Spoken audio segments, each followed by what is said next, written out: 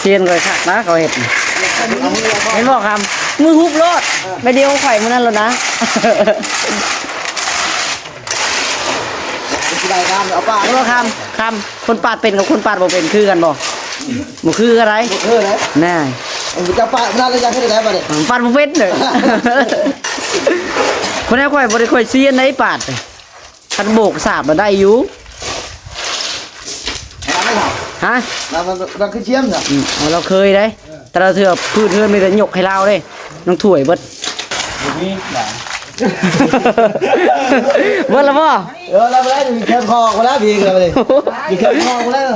เบิดบูมีแล้วบ่ลูกพาไปเวียดแล้วก็ให้เราได้พาไปเวียดไม่เวียดแกขึ้นมาแล้วพาเราแกงขอบนะบอกลูกกระโจนเราก็ได้เลยสีดำลูกกระโจนแผ่เราขอแค่วิธานเกสรเนาะโอ้วิธานเกสรมาให้เล่าหนึ่งว่าลูกกระโจนให้เรามันยากไหน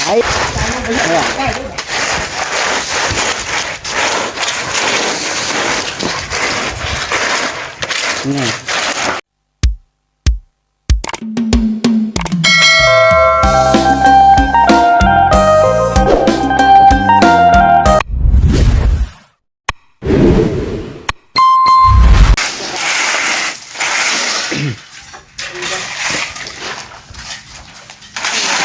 มาต่อกันอีกทีหนึ่งอีกที่สามบัดนี้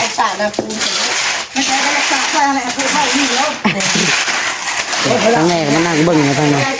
ว่าตัวนี้เป็นสั้นเป็นอย่างสั้นแบบทางเดินทางล่างขึ้นนะแค่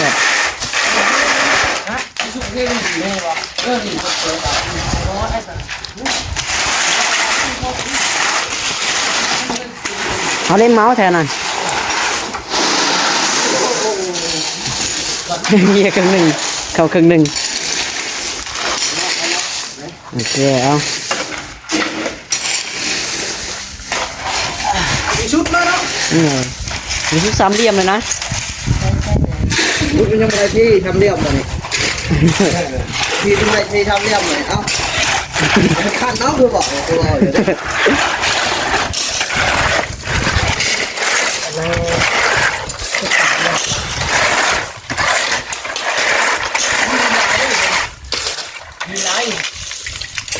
ย่างมันอยู่หละมันมาเชื่อกับขอบปัดหินเลยดิตักตัวนี้ต้องพี่ยังดีจะลงตรงนี้เลยนี่นะตักขึ้นหินตักว่ามันไม่ไหวเพียงขอบนะครับมันจะขอบแล้วที่เอาไปปูที่ว่าขอบปูโอเคมันมีครับพี่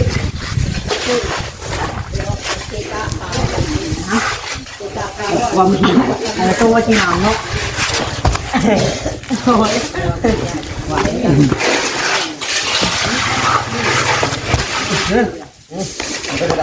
เนาะ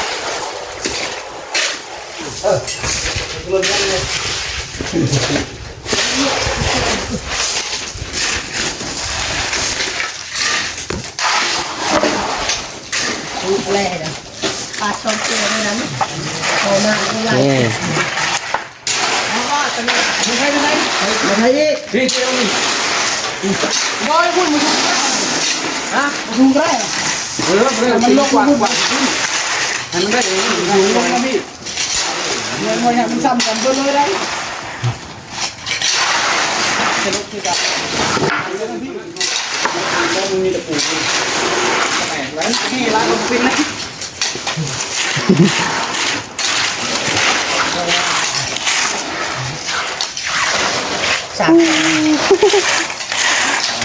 เซียนเลยคักนะเขาเห็ดเห็นบอกคำมือฮุบรถไม่เดียวไข่มันนั่นแล้วนะได้ครับเอาป้าแล้วคำคนปาดเป็นกับคนปาดบ่เป็นคือกันบ่บ่คืออะไรแน่จะป้าน่าจะยังให้ได้ป่ะเนี่ยปาดบ่เป็นเลยคนนี้ข่อยบ่ได้ข่อยเซียนไหนปาดคันโบกสาบมาได้อยู่ฮะเราคือเชี่ยมเหรอเราเคยได้แต่เราเถื่อพืชเถื่อมีแต่หยกให้เราได้น้องถ่วยเบิดปาดเฮือนปาดพื้นจัดการตัวนี้ให้ถ่วยให้น้องถ่วยเฮ็ดแผนกนี่ก่อน เบิดบ่มีหลาน เบิดแล้วบ่ เราไปได้ถึงแคมคอกูแล้วพี่กันเลยมีแคมคอกูแล้วเอาเดียว เบิดบ่มีแล้วบ่ ใส่หมดเนี่ยหาเวียดจะมีแล้วลูกพาไปเวียดแล้วก็ให้เราได้หาไม่เวียดก็แจกขึ้นมาแล้วพาเราแจกของนะ วะขอบคุณนี้ บอกลูกกระโจนก็ได้เลยสีดำลูกกระโจนถ่ายเราโชค ขอแค่วิธานเกสรเนาะโอ้วิธานเกสรมาให้เล่าหนึ่งว่า ลูกกระโจนในร้านมันยาก ไหน เราหน่วยให้จับกินรถน้ำมัน ตักเองเนาะคันไม่ให้ตื้มเลยบ่แห้งน้ำมาผสมปูนให้เลยเนาะ โอ้เราเอาเครื่องโม่มาโชคโอ้ยเสียได้ โยน โดนได้หนาเป็นกองเลย เอาแป้ไม่อยากโชว์เลย แล้วที่ระวังรถเก่า เราเห็นคลิปนี้เราเล่าได้ไปจะงั้นจะงงกันไปวะ ยิงลูกโทษ รถจะเจอรถ ยิงลูกหนึ่งอ่ะยิงกระเทยลูกหนึ่งเทลูกมันจะระดับเราแบบห้าตรงนั้นเลยทันยิงเขาเลยได้ นี่ก็ได้แล้วคุณเข้าแล้วหมูบอมีดีเลยนะผมบอก ทำว่าพวกดึงแม่มาใช่ บุ้งยีเท่ซิ เอาเดี๋ยวมันทางขึ้นนะเราเนาะมันทางขึ้นนะพ่อเอ็ดให้เดี๋ยวมันมือเนาะมันจะ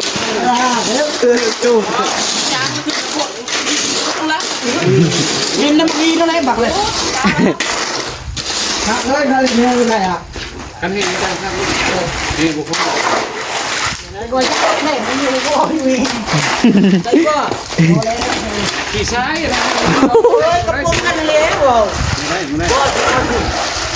มันปูนะฮอดตรงนี้เลย เอาปูนใส่อีกก็ไปครับว่าจะใส่นั่นน่ะนี่บ่แปะ ปูนมาเพิ่ม เห็นใส่กับทอกยี่รถเอาปูนใส่อีกก็ได้มันมีปูนอยู่น่ะเอาปูนห้วยใส่เอาปูนห้วยใส่มันแห้งๆก่อน นี่ใช้แพงเลย มันจะใช่เลยมีชุดเป็นชนะห้องกสิกันมาอยู่เอ๊ะเลยนี่ เริ่มปุ้งแล้วเนาะเริ่มโค้งแล้ว มีจะใช่ดิ นี่มาใช้ก็ได้ยังไง ดีไม่ใช่เราปูนมาผสมกันนะ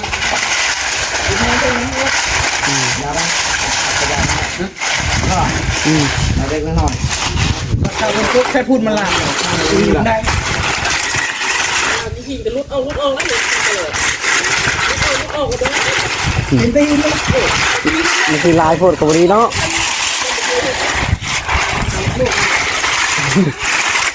นี่แค่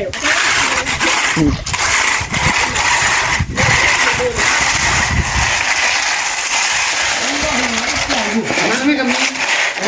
โอ้ตัวเอามาใส่ตัวครึ่งกับพอดีใส่ตัวครึ่งนะ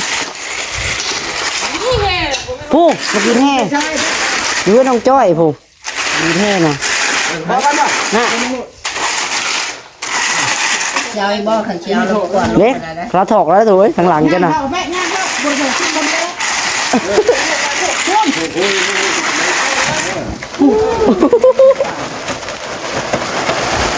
ถึงหอดนะทานนี่ ใช้บุกินยามา เอาหินมาใส่ได้ป่ะดิ เอาแต่ปูนก็คืนแล้ว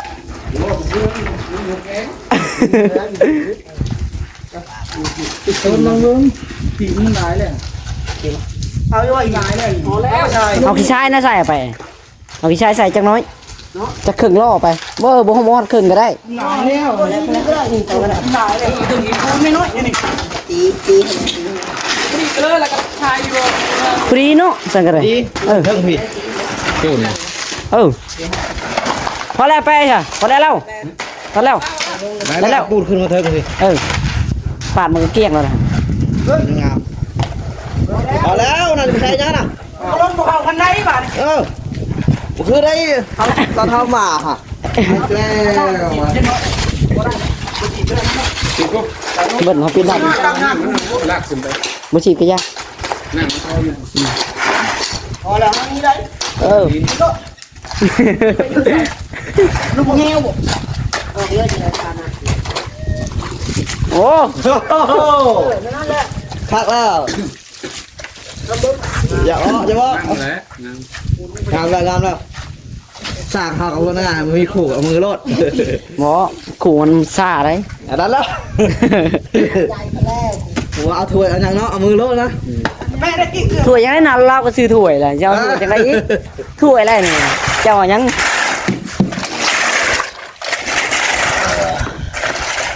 ถ้วยทองแล้วมันนี่มันทองก็ถ้วยทอง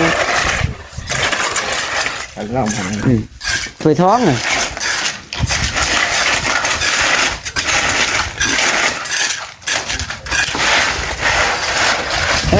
เกี้ยงละบาทเจ้าเกี้ยงคือละบาท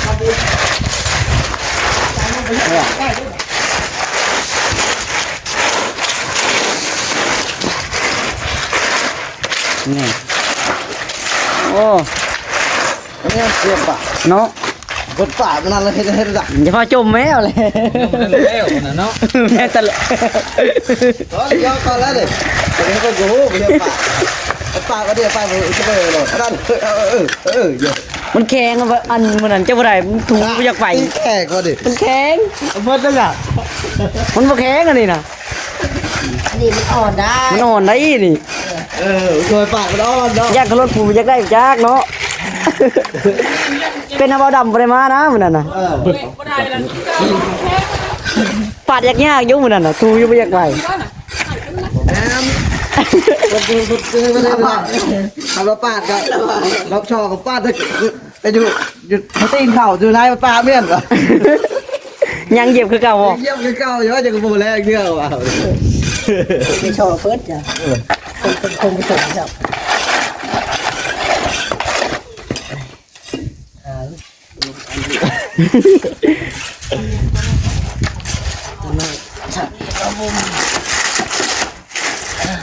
สีปานยังเนาะเรียกลมสันเดียว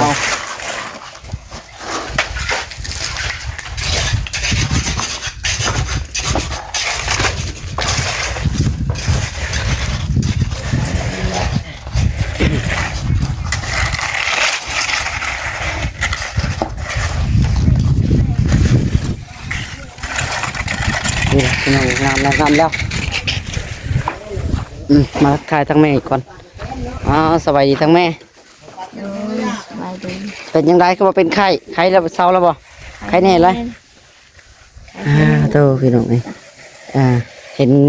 ย่างยังก็อันเบิ้งกี่มุมก่อน ย้อนแสกเนาะมันมืดๆเลยเป็นอะไรแขนนี่ยังเศร้ายังได้แล้วบ่ เย็บไปแล้ว ยังเย็บอยู่เย็บอันนั้น เพื่อสิเศร้าเนาะยังตีนยังไข้ๆอยู่พี่น้องนี่ ใส่กระตุก ขออนุญาตเด้อเนาะขออนุญาตจี้กล้องพี่น้องเลยเนาะ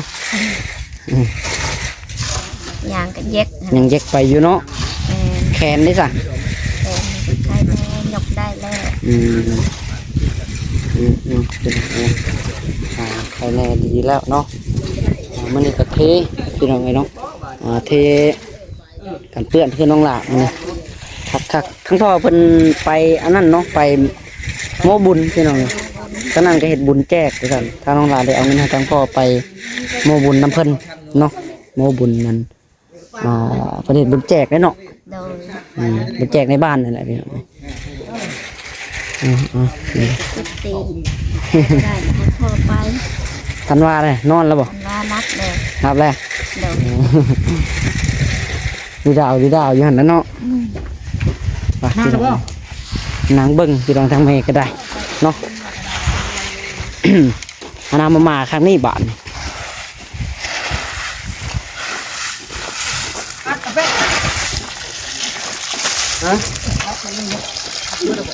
อัดเลย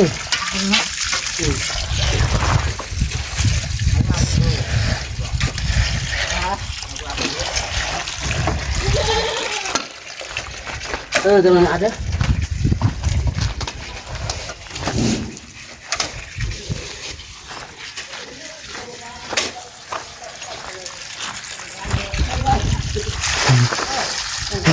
คักแล้วครับ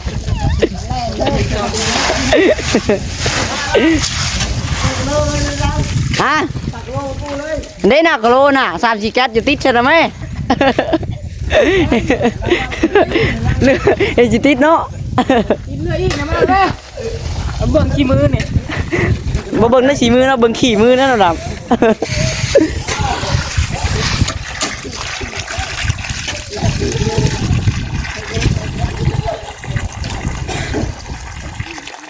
ลูกชายผู้ช่วยพี่น้องเนาะอารมณ์ดีชิบหายมายิ้มตลอดเพิ่นนี่โอ้ย ยังได้ไปนั่งกำลังใจหนังเด้อ ไว้ได้จะไว้แล้วไว้ได้แล้ว ลงพลังเอาชาไปกันนั่นน่ะ FC ว่าให้ไปเป็นบริการ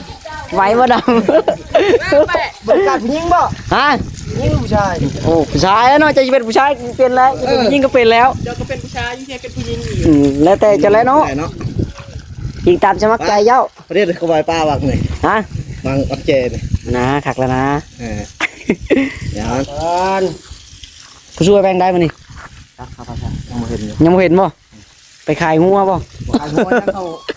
เขาเพียบเห็นอยู่ได้เลย ฮะ ลูกเขาคนเจอกล่องเขาเพิ่นอยู่เมื่อไหร่เลย จุกเข้าผู้เดียวบ่เด้นี่ เห็นบอกดู เนาะบ่มานํบ่มาโชคเบิ้นช่อยไงไปอยู่ฮู้เนาะตัวเองเฮ็ดเวียก เจ้าเขาจะห่างมาหักแล้วเขาโดนเพียบ บ่ได้โจกไปขายได้บ่ บ่จบทายยัด บ่แฮงเนาะ หลักแบกหลักทงอะไรมาเรื่องแบก ผู้นี้สิบ่ได้อยู่ในเรือนนี่ อารถจันแล้วไทยเลยนี่ท่านจะไปถ่าย ไปหันเด้ บ่ท่านจะไปถ่ายอันละไทยนี่ เอาลงเธอยานเท้าหูเนาะยานเท้าบอก บ่คันขายก็อย่าลืมมาชวนเฮาแล้วนั่นล่ะให้สิไปนำดอก อาชีพแบบเด้อครับอะไร ถ่ายกล้วยละ ขายงวดขายเข่าเราจะแบกเนาะกันไปขายเข่า เอ้ยเด้อ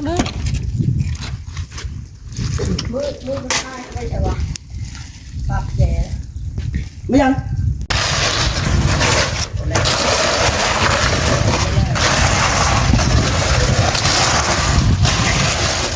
อันนี้บาทนะ ไปไหม ฮะ มอบครับ เมื่อกี้นะเบิดแล้ว ยังไม่นั่นมีรถหนึ่งรถท้ายรถหนึ่ง บ่ได้ลดได้ครึ่ง อย่างละครึ่ง อย่างละครึ่ง อย่างละครึ่ง แต่ก็ได้แล้วสามีก็ได้อย่ามันปล่อยไปเจอน้อยอะไร นี่กันแล้ว มีของงาน งานตอนแรก แล้วลงมาแล้วลงมางาม ตอนแรกก็งานไปพอเดินมั้งกัน งามระดินน่ะ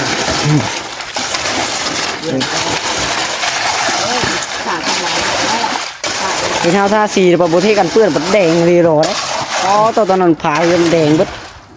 ถ้ามีกันเปื้อนก็สีโบแดงแล้วบางนิดแน่ฝนตกมันพุ่งถือเด้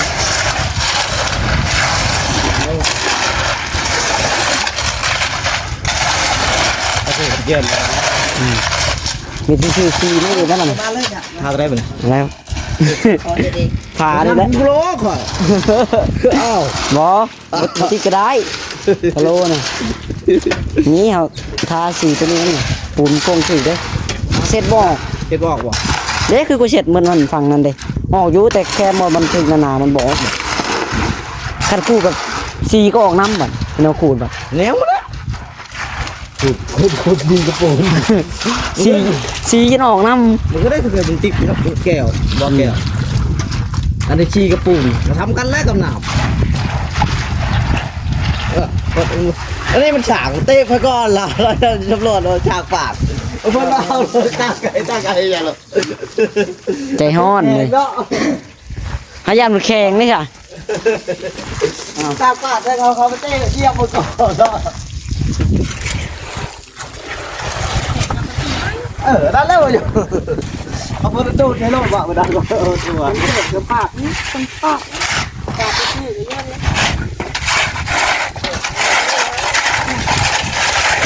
ล้างเลยอ่ะ ฉีดล่างเลยดี ล้างเลยโคตรกูปาก บ่นี่เขาล่างบ่ล่างพวกเขาปาก ล้างก่อนจะปัก เออ เพลงเขาล่างก็ ล้างแล้วปาดแล้วผงแล้ว ไปพ่อละ อย่ามันอย่ามัน แล้วอย่างล่างน้ำหลังล่างก่อนเลย เออ เร็วกว่าเดียวจะมีเงินเดือน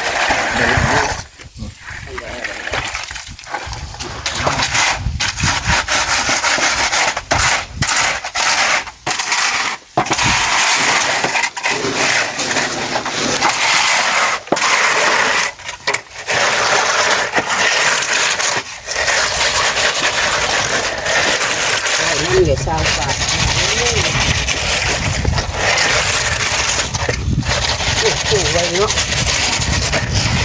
เ น้ำลายไปเลยแห้งไว้แล้วน่ะ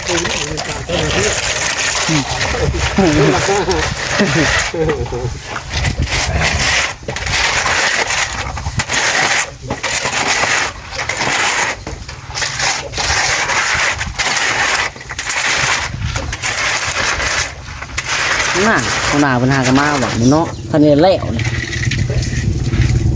อาบน้ำใจจะได้ตบอะไรกินใจแล้วเดี๋ยวถ้าบอกว่าจะนั่ง พูดลงรองเท้าเดิมลอยลง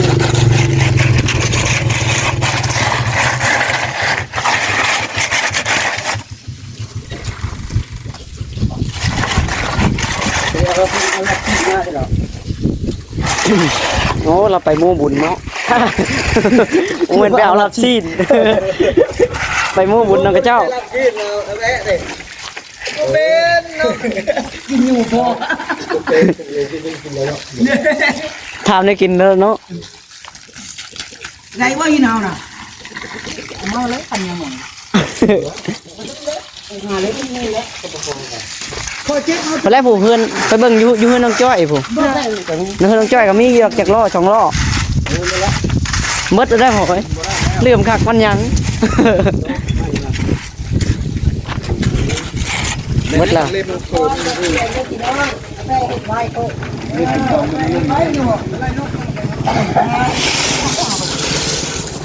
แล้วไปเฮ็ดไป อะไรนก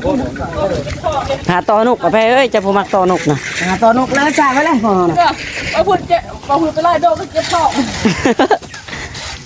แม่มันเจ็บท้องทาเลยมันสิเลนบ่หัวไปเห็นหัวสิเลน ขี้ข้อไล่เนาะด หัวกับแม่มึงไรนกทุกวัน แต่ไปไล่จ่ายเลย ำตาลหัวควันใช่ป่ะ ข่าวเถอะ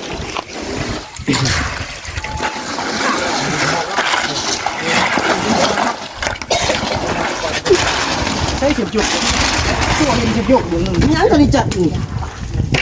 โอ้อันนี้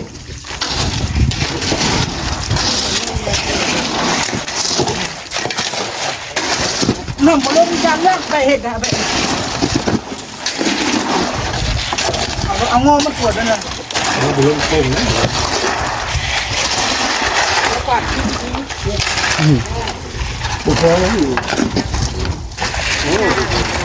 อ๋อควันยังไม่ได้เด้เอ้ย หินเลยเพราะด้านหินเพราะใช้หินใช้หินเดี๋ยวผมจ่อยเลย มันจ้อยเด้ได้ยีร็อกจากล้อสองล้อ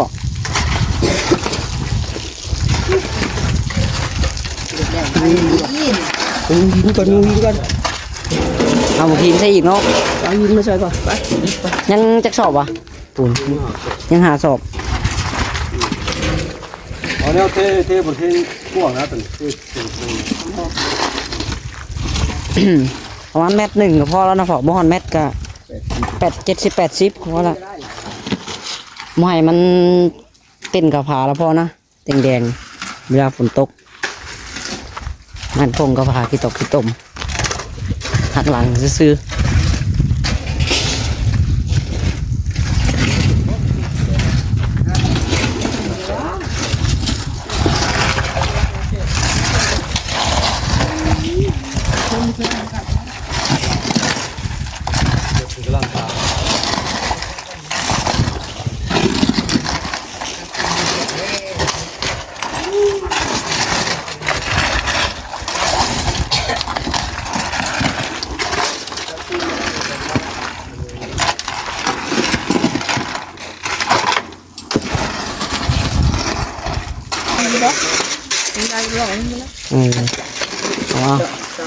พ่อมันนี่ใส่ในรอดนั่นก็พ่อ การแกะย่ำหน้าพัก อีกรอบนึง เอาไปกินน้ำเลย พ่อบอกพ่อบ่นำ มีใช้ เขาก็ต้องเขาก่อนนี่ยังอันนี้ยังคงอยู่แล้วกูพุทธาเลยจะไปจังหวัดก็จะไปติดน้ำ ปูนมัน4 สอบถ้ามันหินพอมันขึ้นสูงกว่านี้ จี้อยู่ดี 4 นิ้ว ของเดียวป่ะสองป่ะ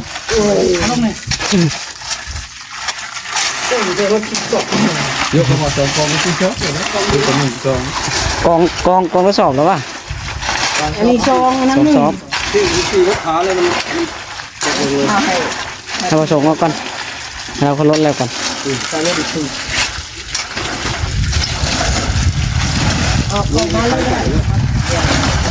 เลยดักลนบตีแล้วก่อน ใจว่าหนึ่ง พอแล้วไปพอแล้วมาแข่ง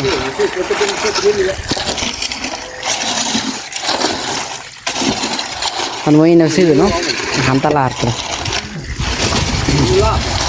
เดี๋ยวโน้ห้าแค่ที่ห้าออยแล้วกดมาแก้ว อะไรจะให้เรากดมาลาบอยู่ว่ะ มาดำจะเจ็บท้องถ่านได้กินลาบกดเราอะนี่อ่อน แล้วอันนี้ก็ไปเลยอะไรเรากดต่อเอามาเป็นแค่น่ะ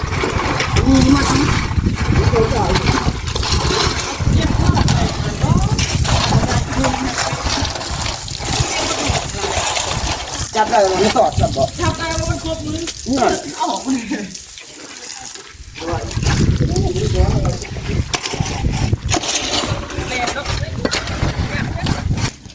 พี่น้องไอ้น้องแบบนี้เรียบร้อย บ่เอาเพื่อนซ้ำพี่น้องเลยเอาซ้ำนี่ไปก่อนเนาะ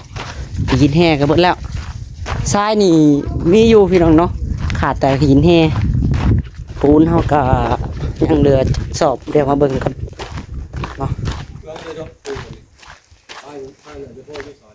ทรายพ่ออยู่ทรายหินแห่น่ะเริ่มไอ้ต้อยเลย โอ้ปูนยังหาสอบพี่น้องเลยเนาะคำว่าได้เติมกันละเล็กละหน่อยพี่น้องซื้อมาเติมก็ได้ จะเติมอยู่ประมาณจาก3 สอบ 4 สอบพี่น้องเนาะเสียสุดนี้เนาะเอาโอเคพี่น้องสำหรับคลิปนี้ก็จะโตไปก่อนพี่น้องเลยจังไรก็อยู่ดีไม่แห้งบัดสุขสุขคนนะพี่น้องเนาะเอาบายสบายดี